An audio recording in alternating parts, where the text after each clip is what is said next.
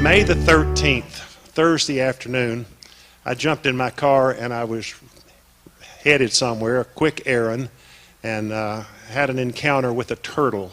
One of these big box tortoises, you know, going slowly across the road. I thought he was doing about 20, but he was going quite slow, I suppose. And I dodged to miss him, expecting just to swerve back in. I told my son this story, and since I was gone when the police came and they made the report, they put down on the report that I was doing 40. Well, my son read that report or heard about that report and just started laughing. And he said, "My dad doing 40? There's no way." He knows me. I was guilty. But nevertheless, I swerved to miss the turtle.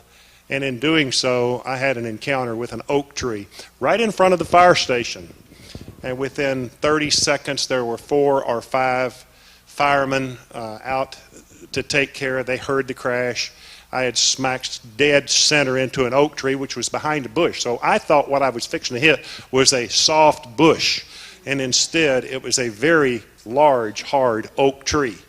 And the airbag exploded, and the seat belt tore loose, and my head went through, cracked the windshield, and I got out rather dazed. But within 30 seconds or so, people were there, and they didn't ask me. They just told me, "You're going to Gainesville by helicopter."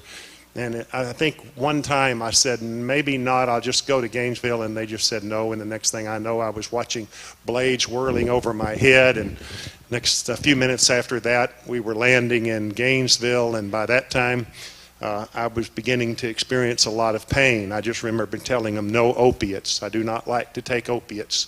I've been in drugs for a long time, in dispensing drugs, I should say, and they are wonderful. Opiates are a gift from God, but also something that can be very much abused and are being abused. And I do drug counseling and have with people, so I know that throughout life, no matter what walk of life people are in, they can get hooked on those very easily.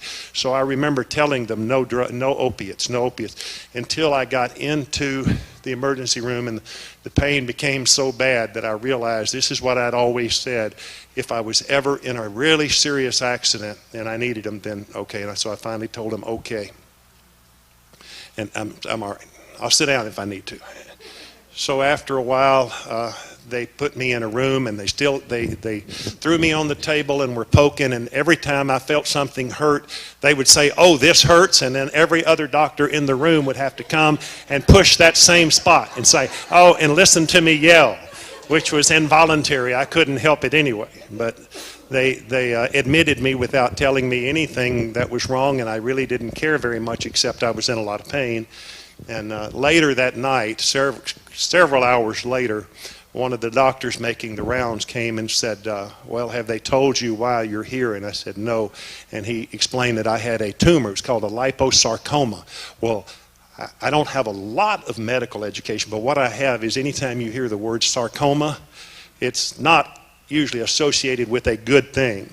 And I knew it was bad, but I didn't know how bad it was. It turns out it took up most of my abdominal cavity and chest, and had torn loose. That tumor, normally they say only 2 people out of 1,000,000 ever get that, and the survival rate is not that great, because by the time you discover it, it doesn't manifest in any way, and by the time you discover it, it's already spread.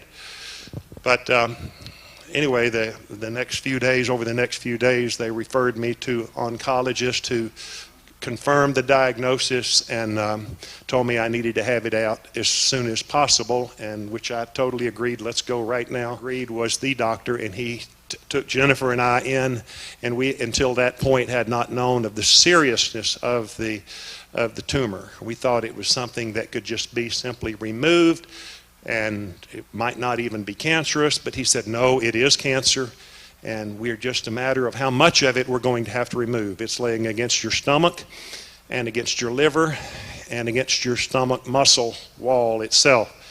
And so we're going to take a team of doctors in, and a young man, by the way, very, very father-son team, and he's the Doogie Howser. He's the one I wanted. But they had to wait until he was available, so we got a date, and they assembled the whole team, and they took me into surgery, and And when I came out, I just remember Jennifer telling me they didn't have to take your liver or part of it, and they didn't have to take your stomach, but they did take out the stomach wall, the muscles of the wall. That's why I will walk a little funny. They put mesh in and they stitched it in, and it wasn't until 2 days later. This was on Wednesday, and on Friday, sometime in the afternoon or evening, the doctor, the chief surgeon himself called me. He was on vacation in Orlando, and he called my room.